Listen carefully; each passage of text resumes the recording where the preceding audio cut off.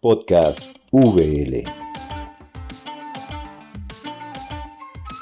Buenas a todos y a todas, bienvenidos a un episodio más del podcast de la Universidad Bíblica Latinoamericana. Mi nombre es Raquel Huertas, soy estudiante de licenciatura de la carrera de Ciencias Teológicas y hoy tenemos un invitado muy especial. Pero antes de presentarles al invitado, quiero contarles que en Costa Rica estamos a punto de cumplir un año de que empezó la cuarentena producto de la pandemia del COVID. Y este año ha sido muy diferente para todos. Ha traído cosas buenas, pero también ha traído muchas cosas negativas. Y todos hemos perdido algo. Algunas personas han perdido un ser querido, algunas otras su trabajo, algunas personas su libertad porque tienen que quedarse en su casa, ya no pueden salir, no pueden socializar y muchas otras cosas más. Entonces, hoy tengo el honor de presentarles al psicólogo Edwin Mora. Él, además de ser doctor en psicología, es el vicerrector académico de la Universidad Bíblica Latinoamericana. Y hoy vamos a hablar casualmente sobre el duelo en estos momentos de COVID. Profesor, ¿cómo se encuentra el día de hoy? ¿Qué tal, Raquel? Buenas tardes, ¿cómo está? ¿Bien y usted? Bien, gracias a Dios. Profesor, ¿cómo empezar a abordar este tema? No sé si tal vez primero definir qué es un duelo o dar una introducción al tema. ¿Cómo podríamos abordarlo?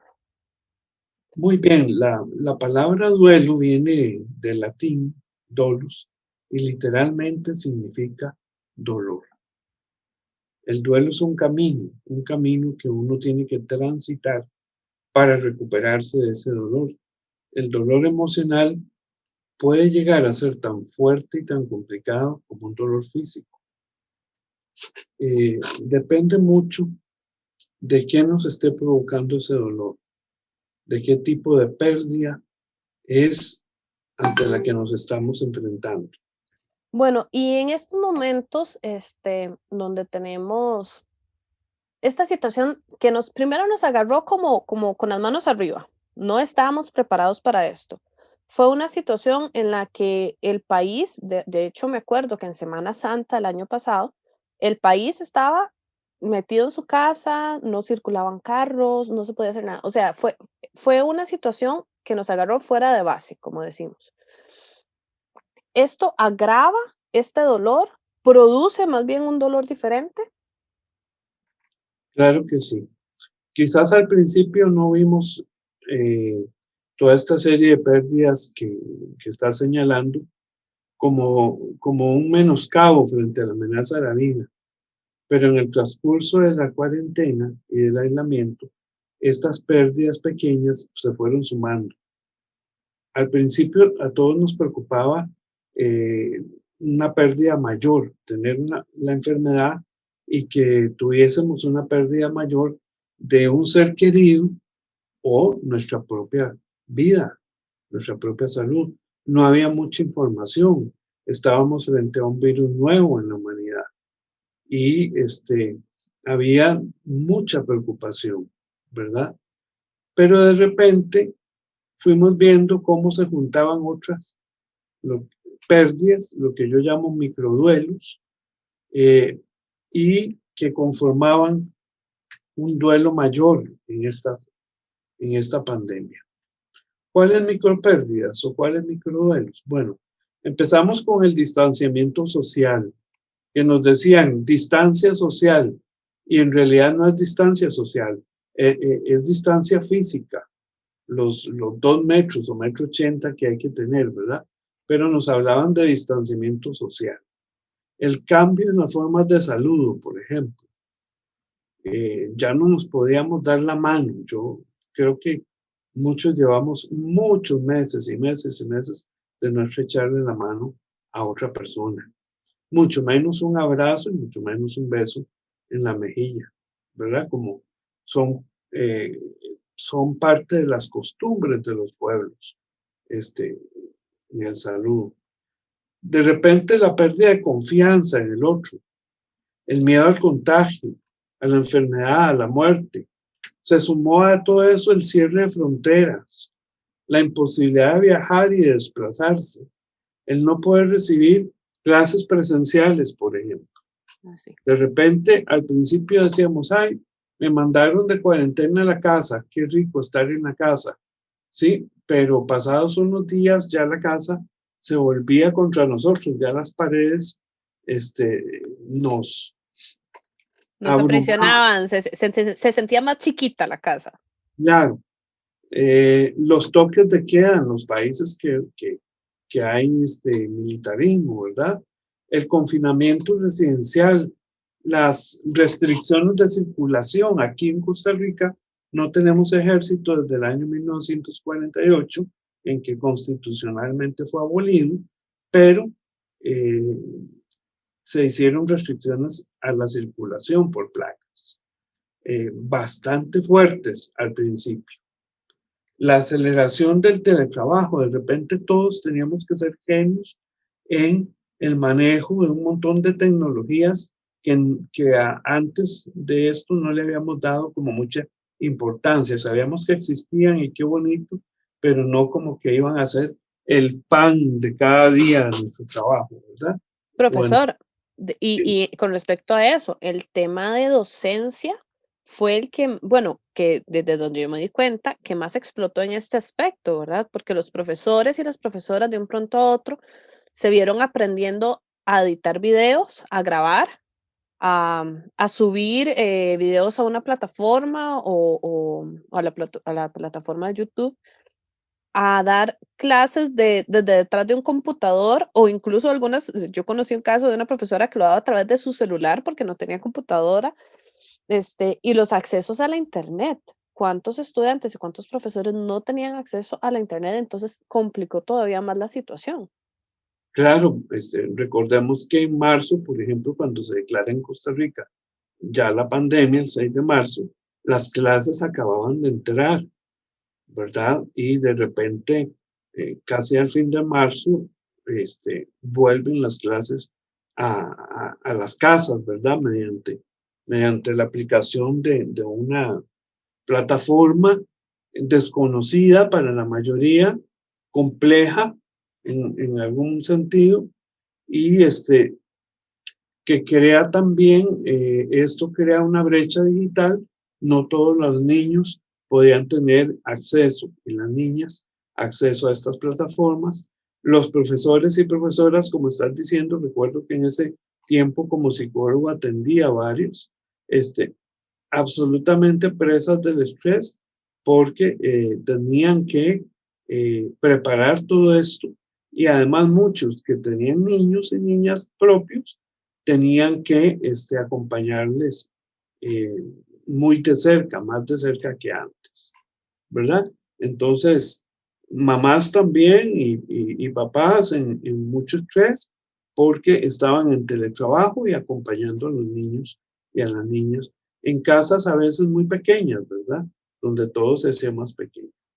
Claro, y estar en una reunión uno del trabajo y escuchar a la profesora dándole indicaciones al hijo o a la hija, todo se escucha, sí generó mucho estrés, por lo menos en mi casa habemos dos personas haciendo teletrabajo y tuvimos que irnos a extremos de la casa para no, para no competir con el audio y el sonido, ¿verdad? Y que no se nos metiera en las diferentes reuniones que tenemos.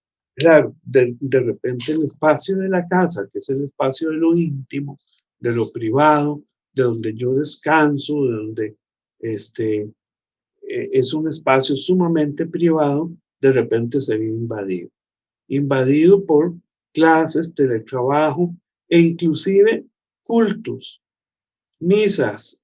Todo pasó al lugar virtual, ¿verdad? El Claro. espacio sagrado de los templos se volvió espacio virtual también. Profesor, una pregunta que me surge en este momento. Yo soy profesora y me especialicé en niños pequeños.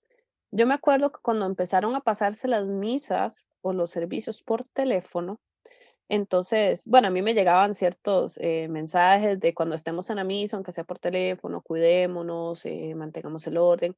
¿Cómo un niño o una niña de 5 o 6 años, por ejemplo, que está en su espacio donde siempre juega, de un pronto a otro recibe esa noticia de que se tiene que quedar quietito porque estamos en misa, aunque estamos en la sala de la casa? Mm, No es, me imagino, yo como docente lo estoy pensando, me parece que es un poco chocante. sí, muy duro, por cierto, muy duro para los papás, porque ¿cómo se le explica a un niño todo de esa edad lo que está pasando? Bueno, hay que explicárselo de acuerdo a su edad, ¿verdad? De acuerdo al lenguaje que ellos puedan entender, con dibujos, con caricaturas, con cosas que ellos puedan manejar y entender. Pero todo eso había que idearlo de momento a la vez, ¿verdad? Es que fue improvisado. Improvisado, sí, absolutamente, porque nunca ninguno de nosotros y nosotras habíamos vivido una situación como esta, una pandemia de un agente que podría tener consecuencias tan serias para la salud y tan contagioso, ¿verdad? Entonces, el estrés se disparó por todo lado, ¿sí? Las tiendas, los negocios, los restaurantes cerrados, o que quiebran definitivamente porque ninguna persona pasaba a comprar, ¿verdad? La inmersión casi forzosa al uso de tecnologías, como ya dijimos, y de redes sociales, la imposibilidad de salir de la casa. Todo esto creó un desajuste y ajuste que supone que un grupo de personas en espacios pequeños donde varias personas, como decías antes, están en teletrabajo o donde vivo, tengan que ajustarse, porque a pesar de estar ahí juntos, se estaba más solo que nunca, porque además había que guardar la distancia y todo lo demás hasta que se introdujo el término de burbujas.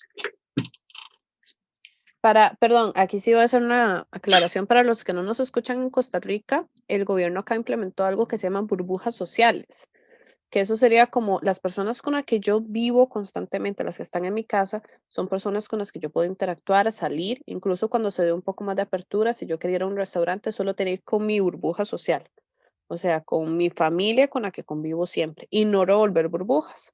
Entonces, el término que dice ahorita el profesor, burbuja social, es eso, las personas con las que yo convivo todos los días en mi casa. Los problemas, por ejemplo, Raquel, para recibir atención médica. De repente todo el sistema de salud se versó a atender la emergencia del COVID, Ujú.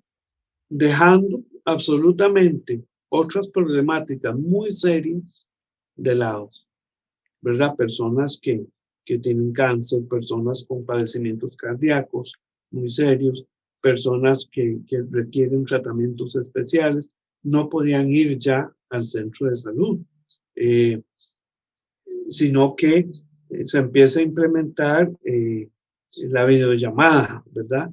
Para los asuntos médicos, pero dándole prioridad a todo lo que fuera COVID, casi que eh, dejando en un segundo plano todo el resto. Ahora se está retomando, ¿verdad? Aquí en Costa Rica por lo menos. Pero sí, en un primer momento, las personas con enfermedades crónicas, dolorosas, terminales y todo este tipo de enfermedades sufrieron bastante en esa etapa primaria de las restricciones.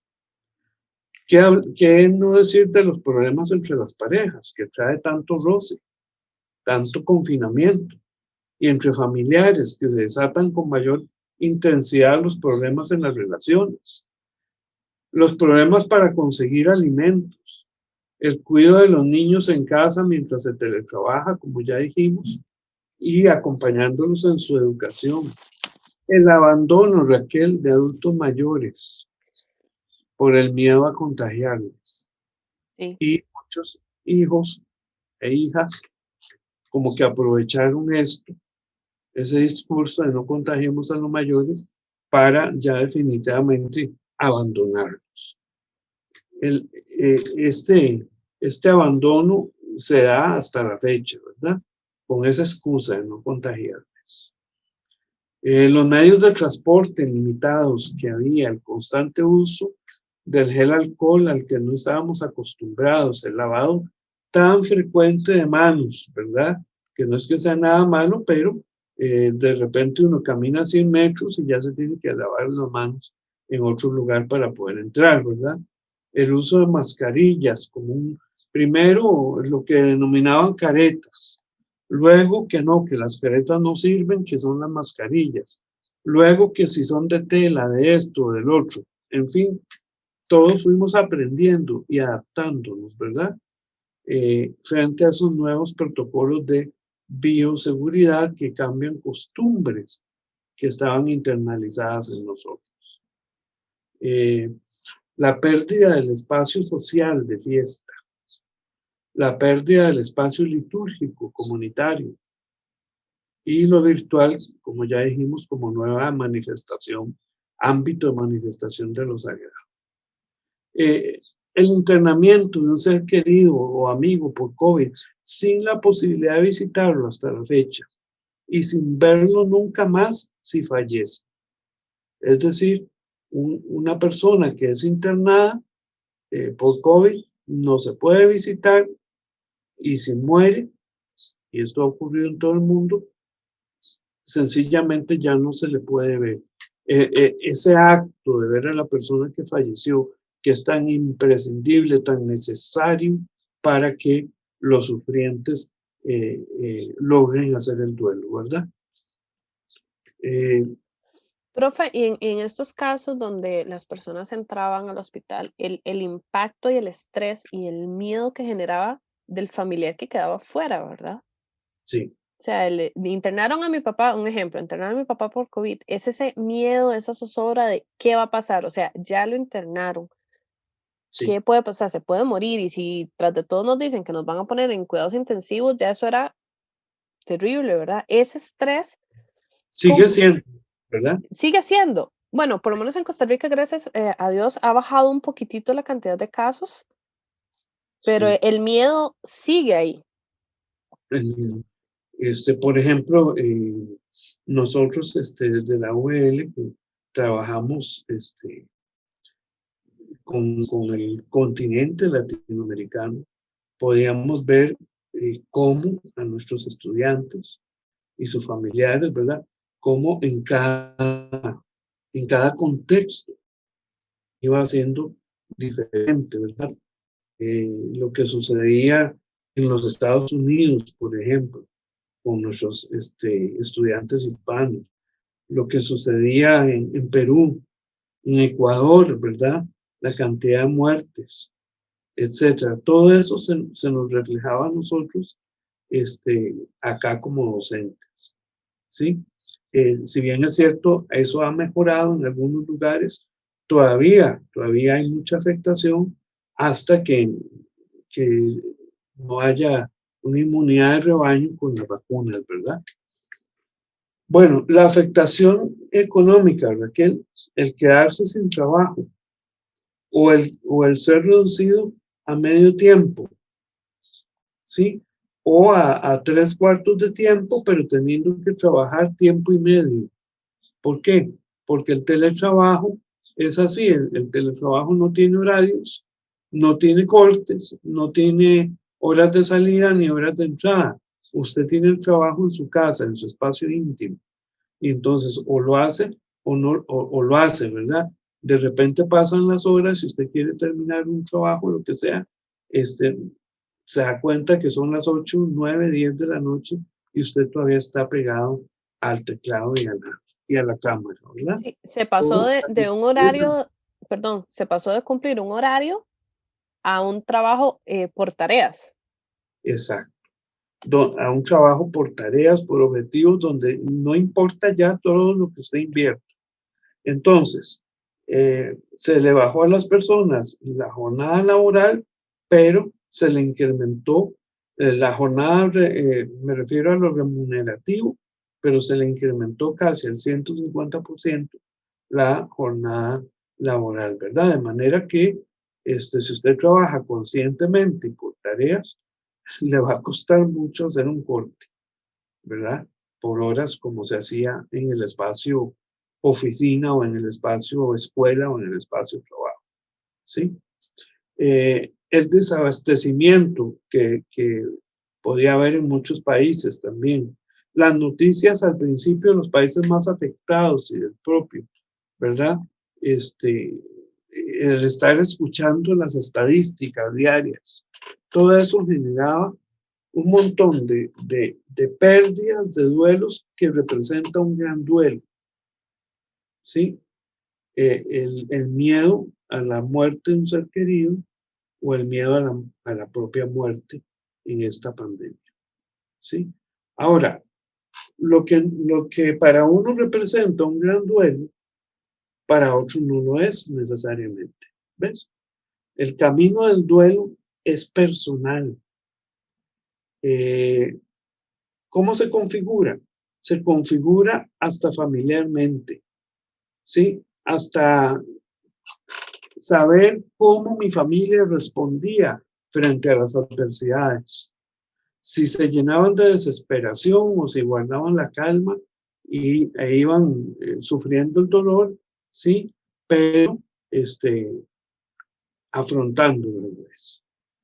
Por eso es que el duelo es algo muy personal, pero está el agravante que ante una pandemia como esta se hace colectivo. Y en este caso no es colectivo a nivel de mi barrio o de mi ciudad o de Costa Rica, es colectivo a nivel regional, a nivel continental, a nivel global y a nivel mundial. ¿Sí? Entonces estamos hablando de un duelo muy fuerte, ¿verdad? El duelo del COVID. Un duelo que está globalizado también.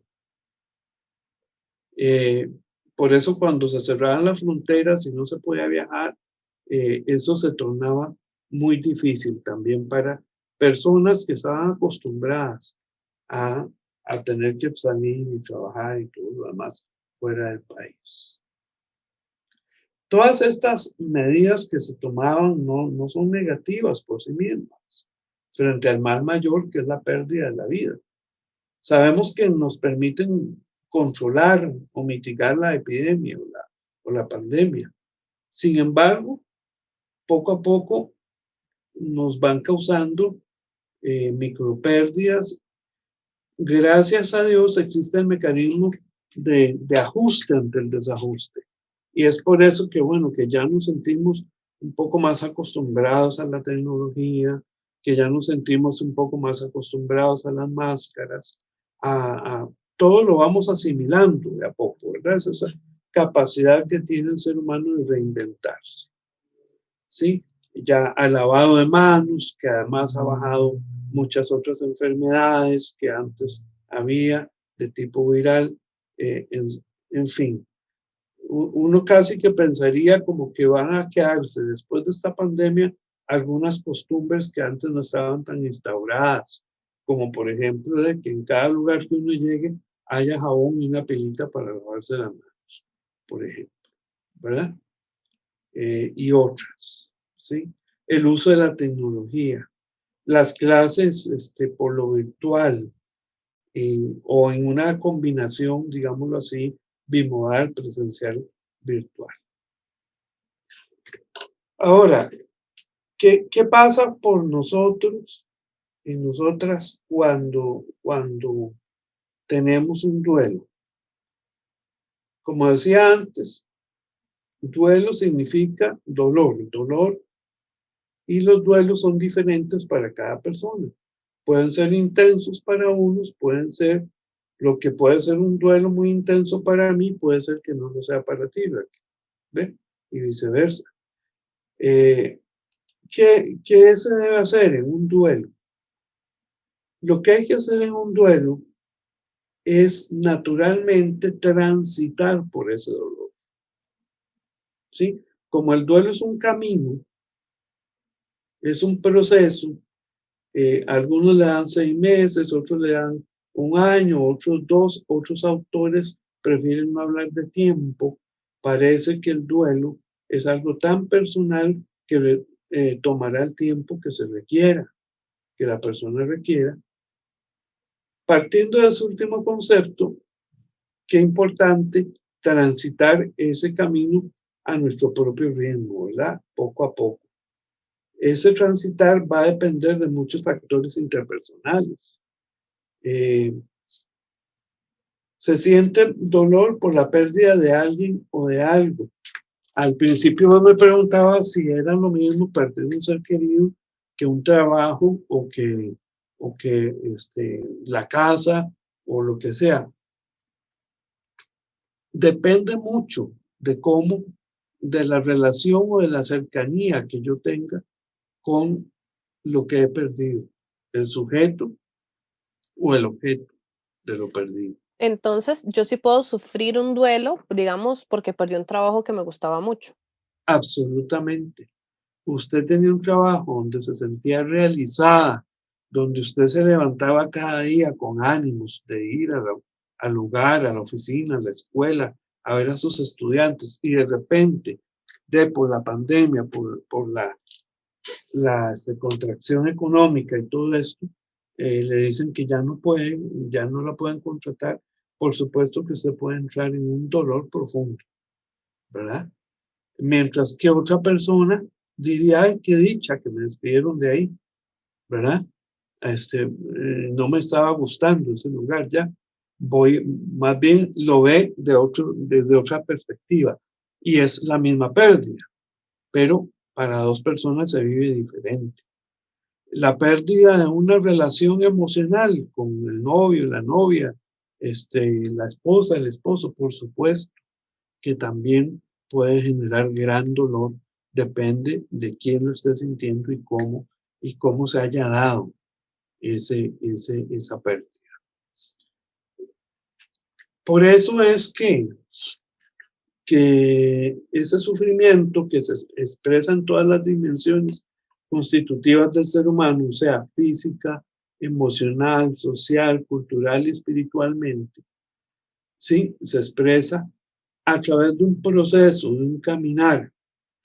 Y los procesos del duelo consisten entonces en elaborar, en darme cuenta de que sí, de que tengo esa pérdida de esa persona querida que murió, o esa pérdida de ese trabajo o de esa relación sentimental, etcétera, pero que no es el final de la vida, sino que puedo, en algún momento voy a transitar por ese camino de dolor y voy a salir adelante. No es que el dolor se va a olvidar o se va a quitar, no, pero sí se va a bajar de manera que no me paralice para continuar adelante. Profesor, yo una vez recuerdo que tuve una pérdida y yo misma me decía, esto en algún momento va a pasar, esto en algún momento va a pasar, en un momento vas a sentir mejor.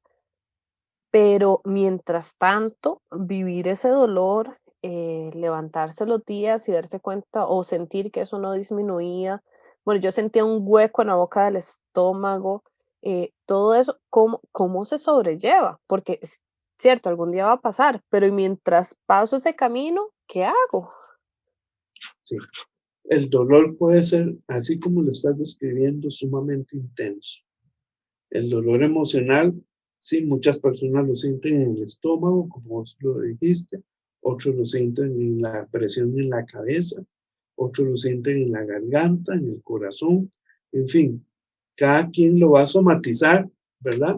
De la forma que sea natural en sí. Es somatizar emociones, son emociones muy fuertes. Es un sentido de abandono, de pérdida, de soledad, de vacío existencial. Y por supuesto que en los momentos más duros vamos a requerir de la ayuda de otros y de otras. Si me ven llorando porque se me murió mi mamá o se me murió un ser querido, lógico, lo que yo ocupo en ese momento es un abrazo. No necesito ni una regañada, ¿verdad? Ni que me digan, deje llorar, ¿por qué llora tanto? No, sino lo que necesito es que me dejen llorar, porque el dolor sale abruptamente con las lágrimas, ¿sí? Y entonces el dolor sale y lo que la persona que está en ese dolor necesita no es ni un sermón, ni que le citen textos bíblicos, ni una regañada, sino un abrazo. solamente. Profe, y estas personas que a veces, digamos, ven a otra que está mal y entonces empiezan, ay, no se preocupe, todo esto va a pasar, va a haber, ¿eso ayuda o más bien entorpece el proceso o lo que esa persona en ese momento está viviendo? ¿Sí? Las personas lo hacen no con mala intención, lo hacen como para consolar o aliviar. Lo que pasa es que también cuando uno ve a alguien llorando muy cercano, le da tristeza. Entonces, casi que o le acerca un montón de pañuelos o lo ahogan en un vaso de agua, ¿verdad? Como para decirle, cállese, no llore más. Esto va a pasar, cállese, no llore. Porque realmente de alguna forma el que el otro llore nos mueve nuestros propios Ujú. dolores. Y entonces, nos angustia. No, lo que hay que hacer es dejar que la persona llore y se exprese y solamente abrazarla y estar ahí en silencio. Si la persona quiere que le digamos algo, bueno, está bien. O un gesto, un cariño, ¿verdad? Entonces, esto que me estás preguntando es muy importante para el acompañamiento pastoral, porque no se trata de decirle a la persona, "Ay, ya, usted no confía en Dios, esto va a pasar". No, es que la persona está sufriendo. Es como si le doliera algo físico, pero es emocional lo que le duele. Sí, es un dolor tan fuerte como el físico. Y entonces, esa percepción de ese dolor va a depender del vínculo con lo perdido, ¿sí? Y cómo poco a poco va a ir llevando hacia una resolución adecuada. También pudiera ser inadecuada la resolución. Es decir, que ya vemos que ha pasado tiempo y la persona entra en enojos muy fuertes, en una expresión de ira, este, no logra salir adelante, no logra ver que tiene un futuro y un camino hacia adelante, que hay más personas cerca de ella, etcétera. Entonces, ahí es donde requerimos la ayuda profesional, ¿verdad? Profe, ok, dos preguntas. Eso que usted me acaba de escribir, se podría decir que es un duelo no resuelto. Ajá. Y, O, o está haciendo, presentando dificultades para la resolución. ok, y la segunda pregunta. ¿Cuánto tiempo sería lo conveniente para darme cuenta que tal vez un familiar o alguien muy cercano mío no está resolviendo ese duelo? Porque pueden haber personas que dicen, no, es que hace un mes se le murió la mamá y sigue llorando. Y me parece que un mes es un periodo muy corto de tiempo. Sí, ¿Cuándo es o cómo saber en qué momento yo tengo que hablar con esa persona y decirle, mira, me parece que necesitas ayuda profesional, no porque estés mal de la cabeza o que a veces estás estigma, sino porque te está costando afrontar esto que está pasando y un especialista o un especialista te puede ayudar a entender todo esto y a transitar por este duelo. sí. Es muy difícil dar tiempos, ¿verdad? Porque no hay recetas para todos en esto. Sí se sabe que el duelo por la muerte de un ser querido que esté cercano, llámese los progenitores o alguien cercano, ¿verdad? Muy cercano, es el duelo más agudo y más difícil de superar, según la literatura, ¿verdad? El suceso de la muerte de un ser querido influye la percepción del duelo de muchas formas. El tipo de muerte, la relación que se tenía con la persona que murió. No es lo mismo una muerte trágica, por ejemplo, que la que sigue una enfermedad que permitió la preparación emocional y espiritual para iniciar la elaboración del duelo de una forma anticipada. No es lo mismo una muerte así que sorprende a todos, que fue un accidente y que fue una tragedia, ¿verdad? A pasar muchos meses enfermo y sabiendo que puede haber un desenlace, como que se va haciendo el duelo anticipadamente. Ujú. Entonces cuesta mucho como dar un plazo. Lo que sí es cierto que uno que conoce a la persona y conoce cómo actúa en otros escenarios de la vida y cómo sus fortalezas, si ya uno ve que esa persona está bloqueada en todos los escenarios de su vida y no está saliendo adelante, ¿verdad? Entonces ahí ya es hora de buscar ayuda profesional, ¿sí? Para ver qué es lo que está pasando. Ok. Igual decírselo de forma sabia, ¿verdad? No llegar porque más bien puede ser contraproducente. Y cariñosa, ¿verdad? De forma cariñosa. La persona que está en duelo tiene mucho dolor y no necesita más. No necesita reproches, no necesita nada de eso. Necesita gestos, gestos de aquí estoy con vos, estoy a tu lado, ¿sí? Y no estarle preguntando, mira, ¿cómo estás? ¿Ya superaste aquello? ¿Verdad? Porque para toda gente, en serio. Sí. Y ya superaste el divorcio, ¿verdad? Y, Sí. o sea, no es, o que, no, sencillamente, si la persona quiere hablar sobre el tema, dejar que sea la persona la que tome la iniciativa y sacar el ratito y escucharla, ¿sí? No estar encima, mira, ¿y cómo amaneciste hoy? ¿Cómo estás hoy? ¿Hoy estás mejor? No, sino solo cuando parta de la persona. Ujú. O sea, que sea la persona siempre la que inicie Eso, en la conversación en dado caso de que quiera hablar. Pero sí, igual siempre estar ahí presente, sí. ¿verdad? Siempre recordarle, estamos aquí, cuando quieras hablar, con mucho gusto. Y Ahora, acompañarla.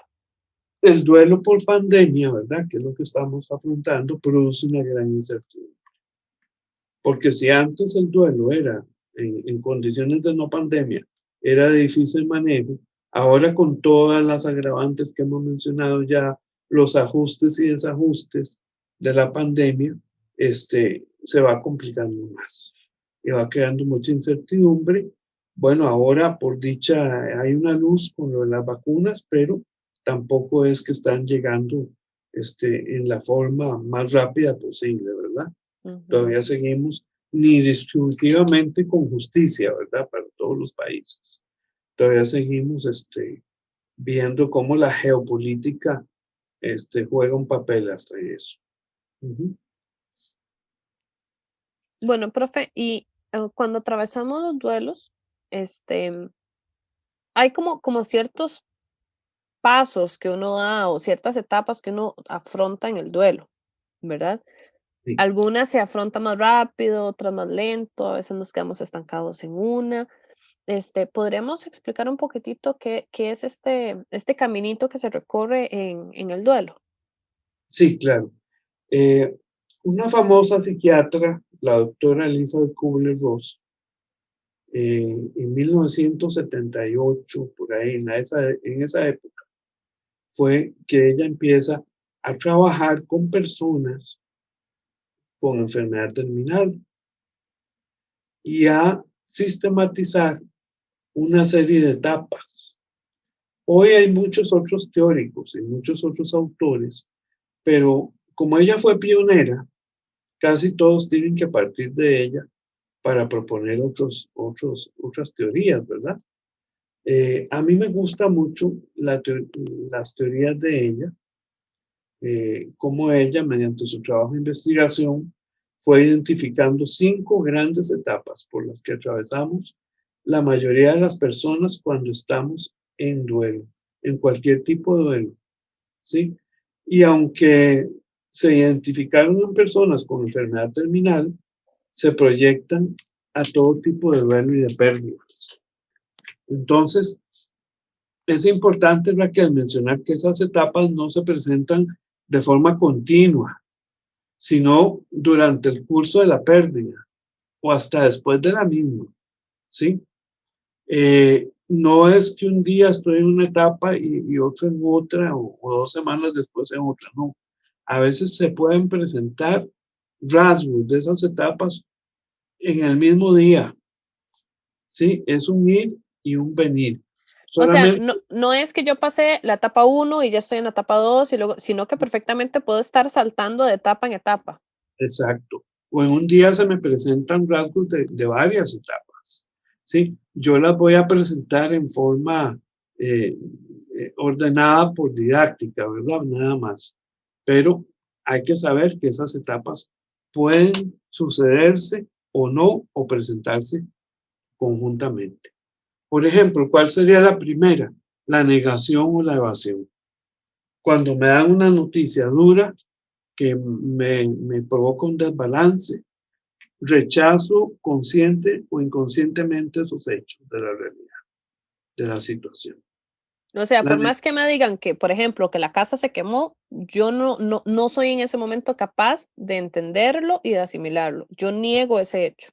y gracias a Dios, porque si no, nuestra mente se parte en dos, se fragmenta y se crea otra realidad. Bueno, Okay. entonces sí, es un mecanismo de defensa, digámoslo así, que tenemos todos, la negación. Eh, Puede ser que yo me quede en esa etapa toda la vida, ¿verdad? Yo conozco personas que tuvieron un divorcio y todavía lo niegan, ¿verdad? Ujú. Este, y ahí es donde se requiere intervención, ¿verdad? Aunque la otra parte se lo reafirme y le reafirme que están divorciados, para la otra persona no, ¿sí? Es una negación. Eh, es normal ante cualquier pérdida crucial. Es un mecanismo cognitivo cerebral que se activa para al recibir una mala noticia y que tiene como fin el poder ir asimilando dicha información. Es un mecanismo para defendernos de ese impacto. Digámoslo así, Raquel, un amortiguador ante noticias inesperadas. O sea, eso es como, me vino la noticia de golpe, mi cerebro la bloquea y la va aceptando de a poquitos hasta que ya es capaz de aceptar la realidad. Aplicando todos los principios piagetanos de asimilación, ¿verdad? De que vamos asimilando de a poquito, ¿sí? Entonces, nos permite acumular tiempo y movilizar recursos menos radicales, defensas menos radicales, ¿verdad? Hasta ir aceptando. ¿Qué decir? ¿Qué puede ser negación en medio de la pandemia? Eh, Frases que uno diga, esto no me va a pasar a mí, esto no le pasa a mi familia, esta pandemia no existe, es mentira, es un resfriado, es una gripecilla común, como hasta expresidentes, ¿verdad? Diciendo eso, eh, es una simple gripe. Las vacunas son peligrosas, ¿verdad? Ahora oye uno mucho gente negando, ¿sí? Aunque cumplan todos los protocolos científicos establecidos, no necesito usar mascarilla. Es decir, muchos comportamientos que vemos irresponsables frente a la pandemia son producto de la negación, ¿sí? Sí, En el ámbito, perdón, ¿sí? es como toda teoría conspiratoria. Esto es un invento para Ujú, controlarnos, sí. ujú. Entonces, ahí hay o sea, una persona que en este momento eh, siga negando que esto es real, está en negación a la situación actual. No ve las noticias, no ve los muertos, no ve nada, ¿verdad? Entonces, la persona anda feliz, sin usar las medidas de bioseguridad, exponiéndose y exponiendo a otros, ¿sí? ¿Ok? Entonces, también dentro de la negación de esta etapa, se vio que hay una forma sutil, que es la evasión. Es decir, en ese caso, se va de hablar de lo que está sucediendo. Entonces, me estoy divorciando, pero evado hablar de eso, ¿verdad? Y hasta se puede caer en conductas de riesgo, por ejemplo, evado hablar de la pandemia, de cuidarme y caigo en conductas de riesgo, ¿sí? Barrios enteros donde uno todavía pasa y ve gente en la calle como si nada sucediera, sin guardar distancias, ni usar mascarillas, ni nada. Se Ujú. niegan a hablar del asunto, se conoce su gravedad intelectualmente, pero no ese conocimiento no atraviesa los sentimientos y las acciones, no atraviesa el corazón, digámoslo así. ¿Sí? Ok, Entonces, perdón, profe, pero eso es, digamos, una persona que no solo niega, sino que evita hablar de algún tema. Dice, está guardando todo ahí porque eso en algún momento va a salir de una forma u otra. Qué sé yo, se muere mis papás o mi mamá, y yo lo niego y me niego a hablar, pese a que tal vez fui incluso al funeral y todo, y me niego a hablar del tema. Y por lo menos lo que yo he escuchado es que si uno se guarda todo eso, es súper dañino y en algún momento explota. Ujú. Sí, y para quienes acompañan a la persona, pues es muy difícil. Eh, Tienden a confrontarla y entonces la persona lo que hace es que se enoja y se aleja y ya todos perdieron, ¿verdad? Entonces, lo que hay que hacer es, digamos, los agentes de acompañamiento pastoral y otros y familiares van a identificar esa etapa cuando la persona está negando, respetando el tiempo que la persona necesita para asimilar la situación, porque recuerden que es un mecanismo cerebral que se activa, que nos defiende, pero poco a poco se va a ir bajando ese mecanismo, ¿sí? Y se va a acompañar a esa persona con imágenes constructivas sobre Dios, por ejemplo, si es un acompañamiento desde la espiritualidad, y siempre partiendo de la espiritualidad de la persona. La confrontación no sirve de nada ahí, produce ira y alejamiento. Cuando decimos confrontación es como decirle la verdad en la cara, como ya, tu mamá murió, acéptelo. Eso es confrontación. Enojado y todo, ¿verdad? Ujú, ok, Poco a poco la persona va a ir asumiendo la realidad. Eh, en ese proceso es de vital importancia, pues, que la persona se sienta acompañada, apoyada y respetada. Y viene la otra etapa que identifica un error.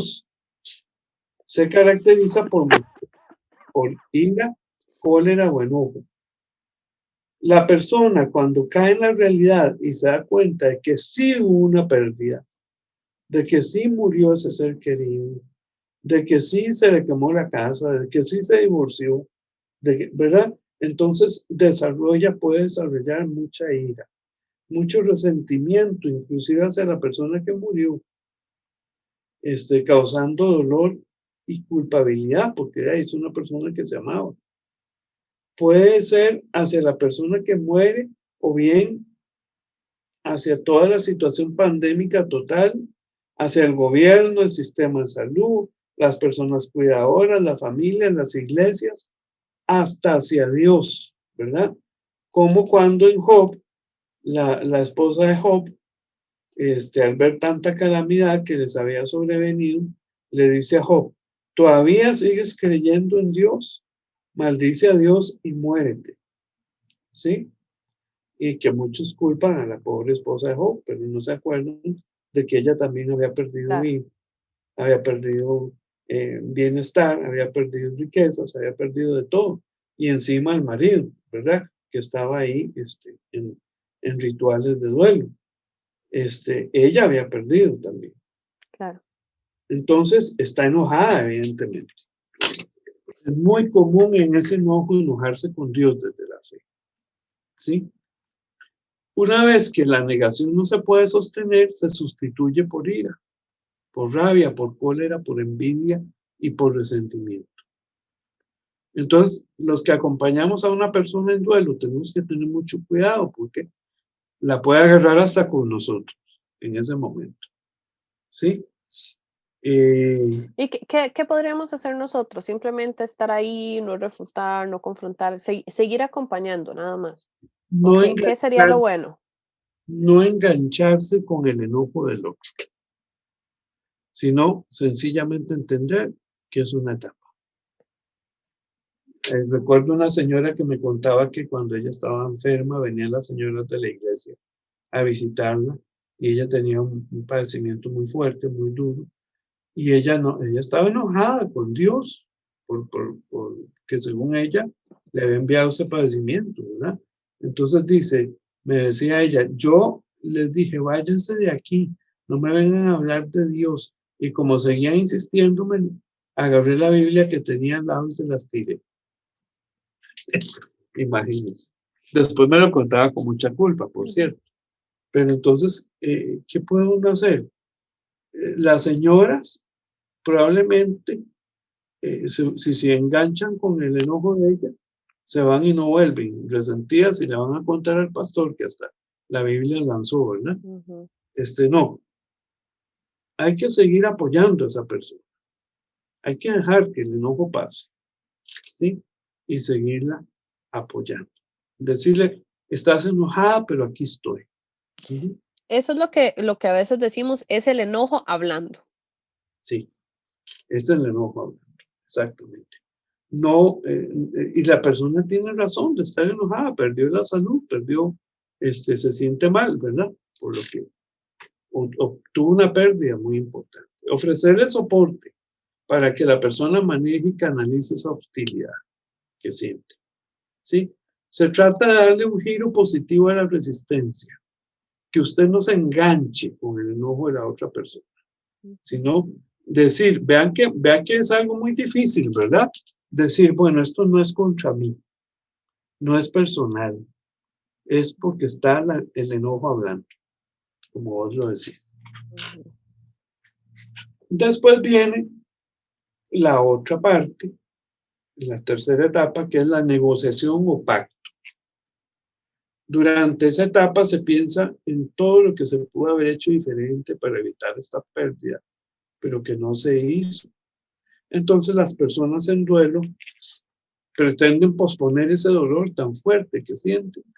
O bien, si va a venir la muerte, si estamos en una enfermedad terminal, o lo que sea, posponer eso tan trágico, ¿verdad? ¿Cómo lo hacen? Ofreciendo una buena conducta a cambio. Recuerden que Kubler-Ross descubre estas etapas con personas en enfermedad terminal. Entonces, si yo me porto así, o asá, Dios me va a sanar. Entonces, la negociación se hace con Dios. Se hace muy en secreto, muy en privado. Dios, si usted me devuelve a esta persona que me dejó, yo le prometo que no salgo de la iglesia, ¿verdad? Por ejemplo, o que sigo siendo un fiel servidor, etc. Esas promesas a veces manifiestan sentimientos de culpa, ¿verdad? Algunas promesas pueden ser, si Dios me deja vivir, si Dios me devuelve mi trabajo, si Dios tal cosa, iré a la iglesia de nuevo. O bien, devuélveme mi trabajo, mi salud, solo quiero ver a mis hijos graduarse, etcétera, etcétera. Son negociaciones que usted no las proclama a los cuatro vientos, no, son negociaciones en silencio, son con Dios y con usted mismo. En secretito. Profe, Sí. pero ¿qué pasa cuando estas negociaciones no funcionan? ¿Cuándo qué? Cuando estas Cuando- negociaciones no funcionan, me doy cuenta de que no voy a sanar o me doy cuenta de que tal vez no llegue la graduación de mis hijos o que esa persona no va a volver, etcétera, Ah, etcétera. ahí, antes de ir a eso, quisiera decir un poquito que debe hacer alguien que acompañe a una persona en esto, ¿verdad? Cuando la oye con esas negociaciones, porque a veces lo expresan. Entonces, lo primero que hay que hacer es no vaciarle la esperanza del realismo, o no socavarla con demasiado realismo. Es decir, la persona tiene derecho a tener esperanza de que a lo mejor Dios la va a curar y que tampoco se trata de que se salga de la realidad, ¿verdad? Es un equilibrio, pero tampoco coartarle esas esperanzas a la persona. Eh, Vamos a ver, no espiritualizar la pérdida cayendo en la esperanza de lo real, pero tampoco invocar constantemente el realismo, cayendo en una desesperanza y en una desolación. Ya la persona va a ir acomodando poco a poco. Más bien construir y mantener una relación con Dios centrada en el amor, la gracia, la obtención del milagro de la paz emocional, ¿verdad? Para afrontar toda esa situación tan dura.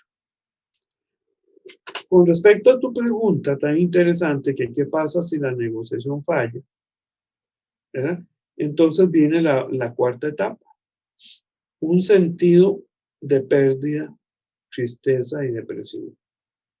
En esta fase ya se va viendo que sí, que la pérdida fue real, se rechaza la visita a seres queridos, se siente mucha tristeza, mucho miedo, mucha incertidumbre frente al futuro.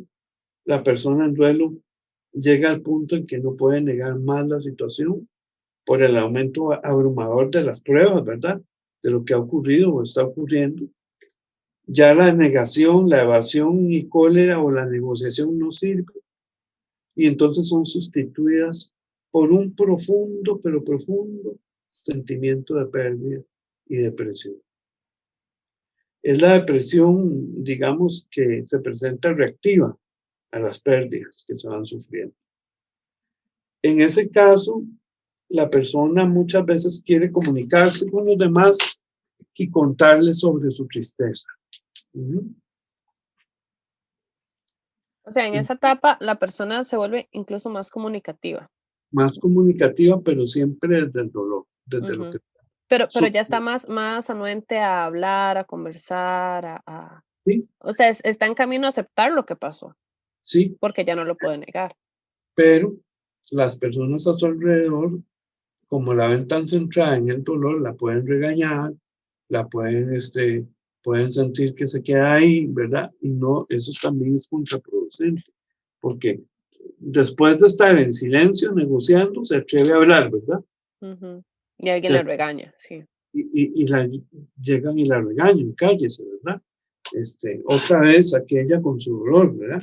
No, Ujú. hay que respetar ese dolor, hay que acompañarle, hay que escucharla, hay que estar atenta, a que hable de sus sentimientos de aflicción, brindarle gestos de apoyo, de afecto, de cariño y de respeto, y acompañarle en prácticas de espiritualidad como la oración, la lectura de la Biblia, los sacramentos, siempre y cuando la persona lo desee, ¿verdad? Y no impuesto. Ujú. Y finalmente viene la otra etapa, ya cuando la persona se da cuenta de que el dolor va pasando, el dolor por la pérdida va pasando y viene una etapa que antes se llamaba aceptación, pero ese nombre se ha revisado mucho y ahora se le llama asumir o afrontar. En ese paso del transitar se establece un acuerdo con lo que me ocurrió trágico, un acuerdo que me permite reflexionar el sentido de la vida. Es decir, es una etapa que parece estar vacía de sentimientos, ¿verdad? La persona en duelo no se siente ni deprimida ni ansiosa por la pérdida o la inminente pérdida, sencillamente la acepta, la asume y la afronta, ¿sí? No es que está feliz, tampoco, no es una etapa feliz, no. Sabe que hubo una pérdida o que puede haberla, porque puede ser un duelo anticipado, ¿verdad? Hablando de una enfermedad terminal, por ejemplo, pero está tranquila, está Ujú. serena, ¿sí?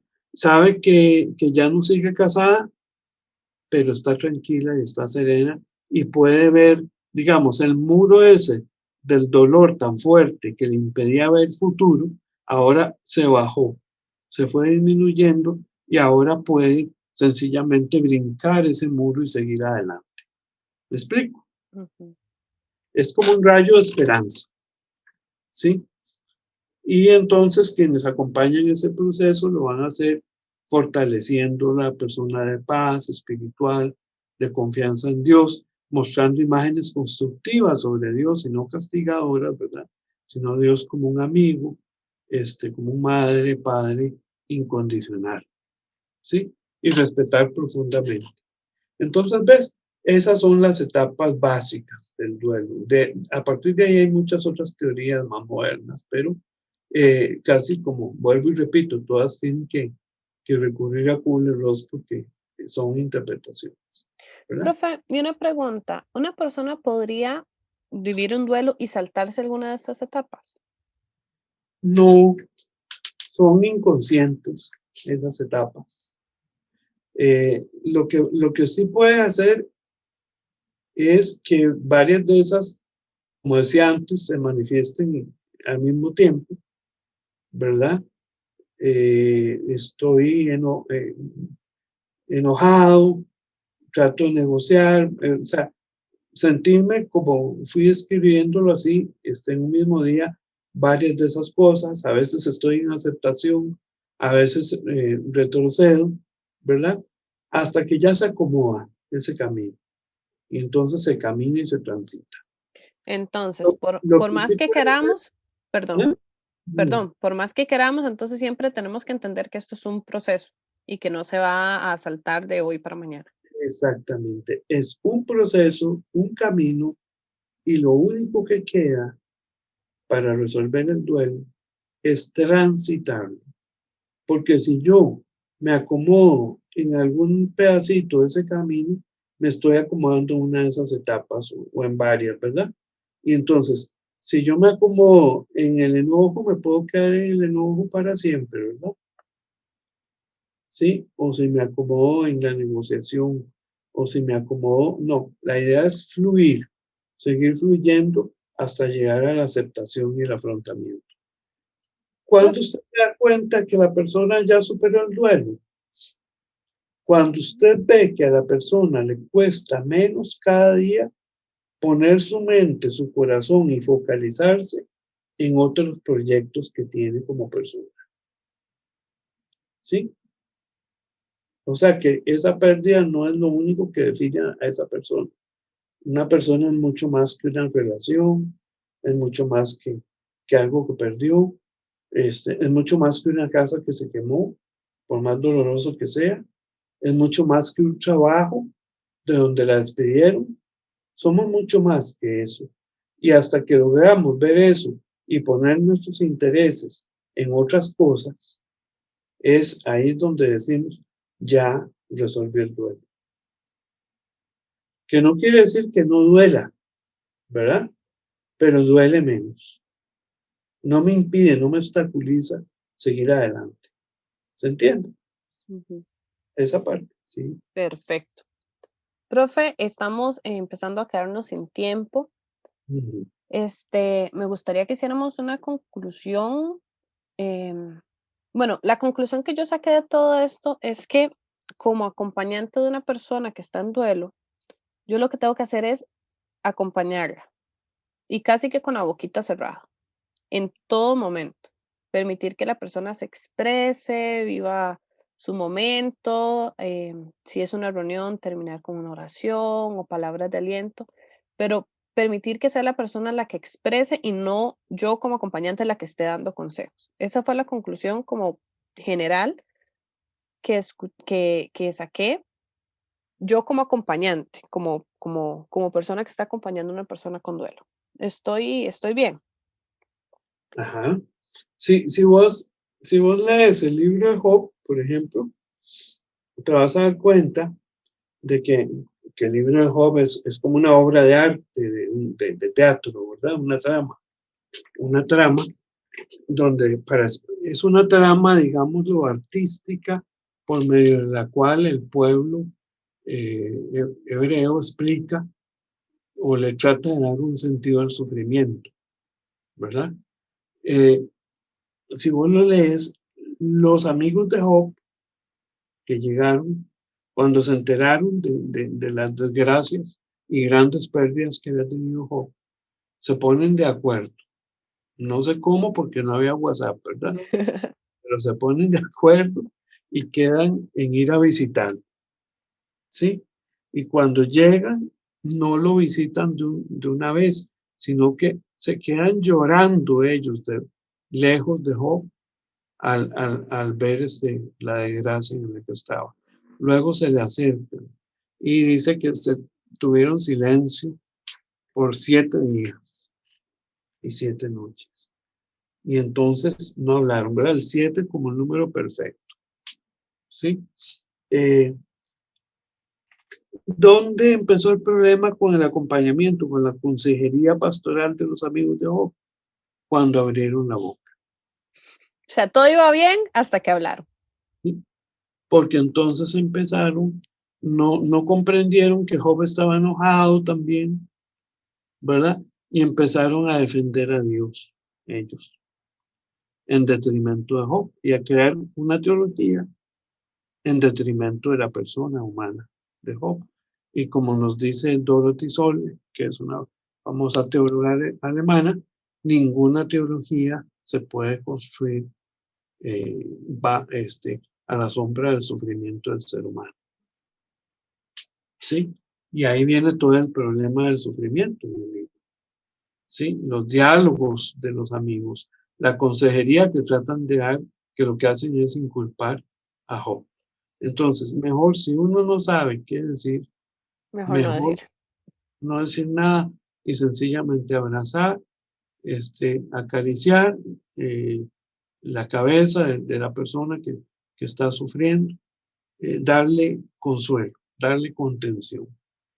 Sí, cuando hablamos de darle consuelo, contención, no es darle consejería, no es simplemente estar ahí y que la persona se sienta apoyada. Sí. O a veces darle una palabra, ¿por qué no? Pero que sea sabia, lo más sabia. Si no va a ser sabia, mejor que ni se pronuncie, ¿verdad? Perfecto. Bueno, profe, cómo concluimos este tema en el contexto de la pandemia? Porque, como hablábamos, hemos perdido mucho durante esta pandemia. Muchas personas han perdido su trabajo, sus estudios, familiares, seres queridos.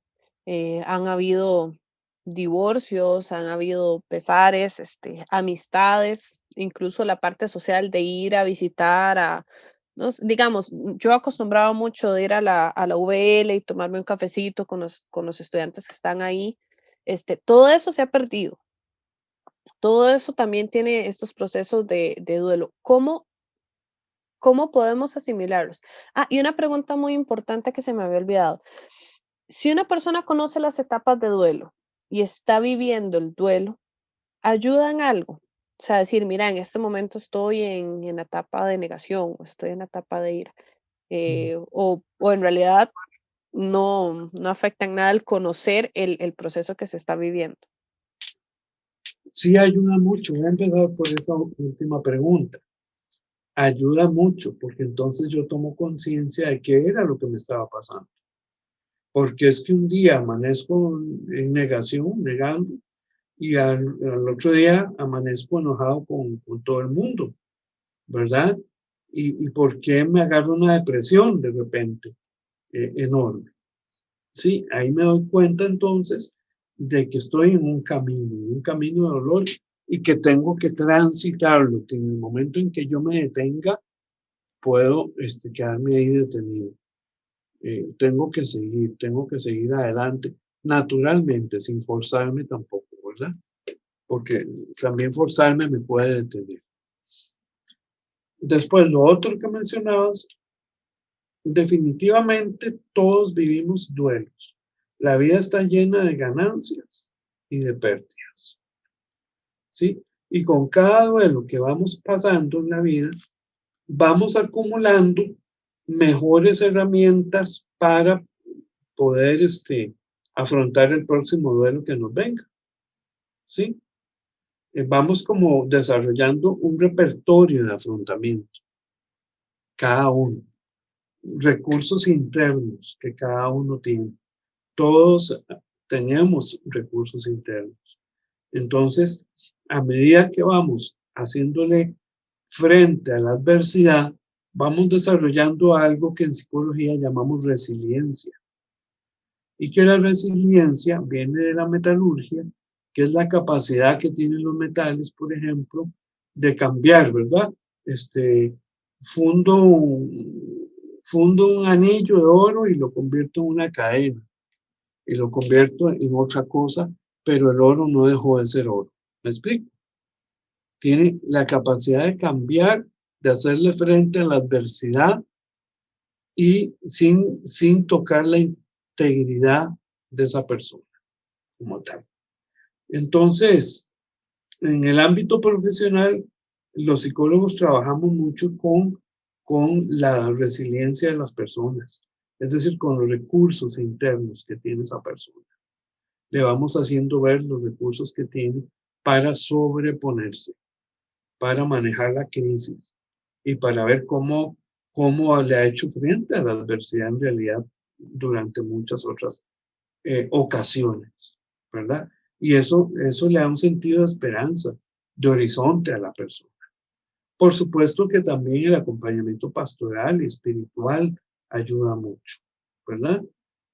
Pero un acompañamiento positivo, asertivo, un acompañamiento que tenga la palabra sabia, ¿verdad? Y más que palabra, el gesto y el cariño.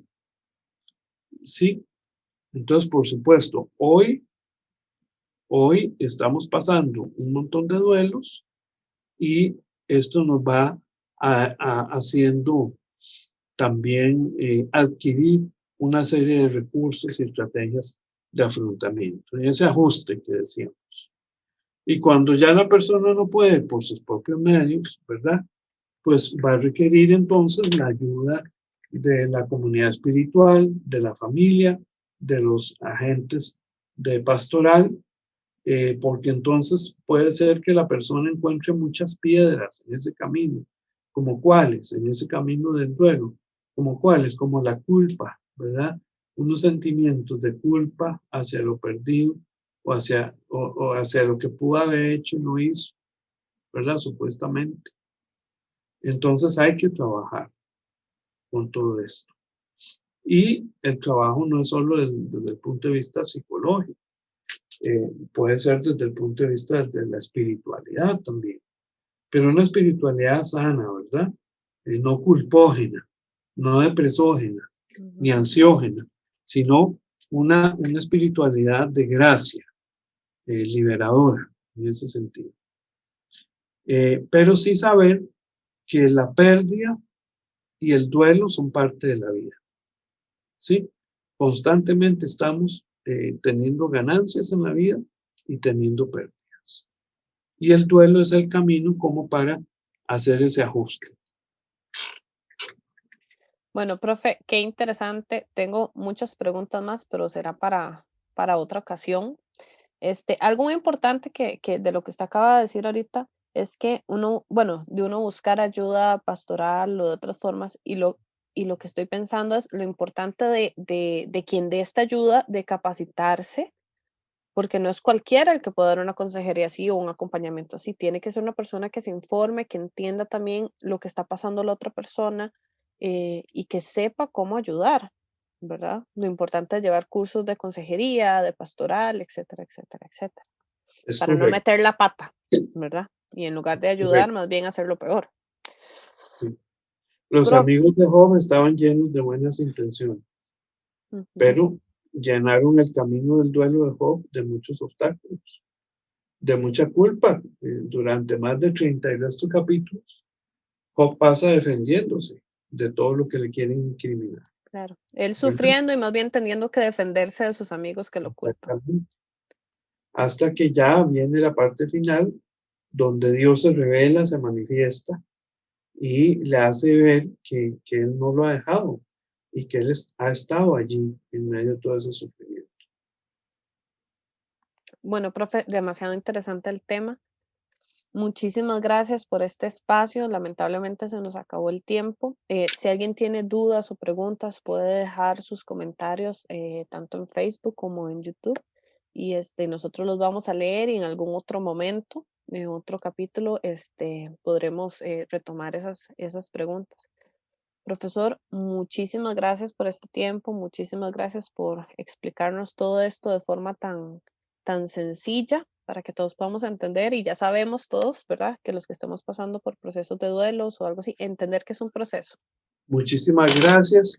Es un gusto y siempre me gusta mucho compartir estos temas tan importantes para la vida, ¿verdad?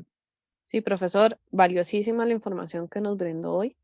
Muchísimas gracias. Y con esto también quiero contarles que este es el último episodio de este ciclo, del ciclo inicial del podcast.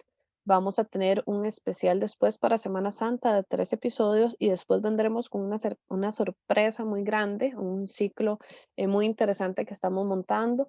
Entonces síganos en nuestras redes sociales, Instagram, Facebook, YouTube. Esto también se puede escuchar, este podcast se puede escuchar por Spotify. Y muchísimas gracias por acompañarnos el día de hoy. Les acompañó el doctor Edwin Mora y su servidora Raquel Huertas. Que tengan una excelente semana y nos vemos pronto.